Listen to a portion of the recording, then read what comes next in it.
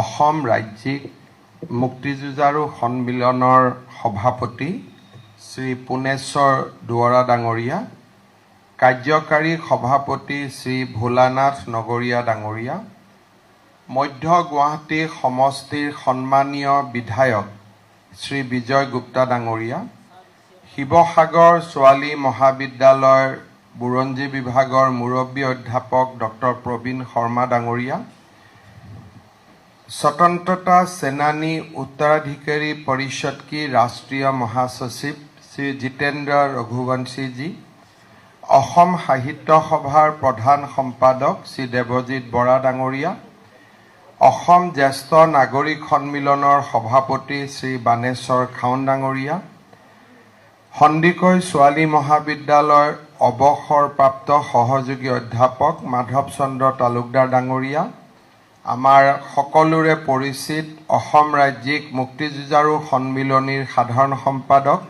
দ্বিজেন্দ্ৰ মোহন শৰ্মা ডাঙৰীয়া, মুক্তিযুঁজাৰুৰ বিশেষকৈ আজি উপস্থিত মুক্তিযুঁজাৰুসকলৰ পৰিয়ালবৰ্গ, শ্বহীদ পৰিয়ালৰ পৰিয়ালবৰ্গ আৰু উপস্থিত সুধী মণ্ডলী, অসীম দেশপ্ৰেম ত্যাগ আৰু আত্মবলিদানৰ অজেয় প্ৰতীক শ্বহীদ কুশল কোঁৱৰদেৱৰ পবিত্ৰ পুণ্যতিথিৰ সৈতে সংগতি ৰাখি অসম ৰাজ্যিক মুক্তিযুঁজাৰু সন্মিলনে আয়োজন কৰা এই গাম্ভীৰ্যপূৰ্ণ অনুষ্ঠানত উপস্থিত থাকিবলৈ পাই মই অতিশয় আনন্দিত আৰু গৌৰৱ অনুভৱ কৰিছোঁ। এই পবিত্ৰ ক্ষণত দেশমাতৃৰ স্বাধীনতাৰ হকে হাঁহি মুখে জীৱন আহুতি দিয়া মহান শ্বহীদগৰাকীৰ প্ৰতি মই গভীৰ শ্ৰদ্ধা নিবেদন কৰিছোঁ। শ্বহীদ কুশল কোঁৱৰৰ লগতে ভাৰতৰ স্বাধীনতা সংগ্ৰামত অতুলনীয় অৱদান আগবঢ়োৱা অসমৰ প্ৰতিগৰাকী শ্বহীদ আৰু মুক্তিযুঁজাৰুৰ প্ৰতিও মই প্ৰণিপাত জনাইছোঁ।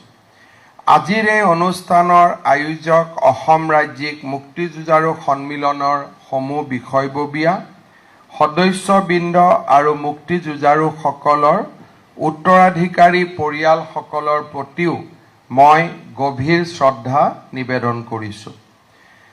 ভাৰতৰ স্বাধীনতা সংগ্ৰামৰ ইতিহাসত সোণোৱালী আখৰেৰে লিপিবদ্ধ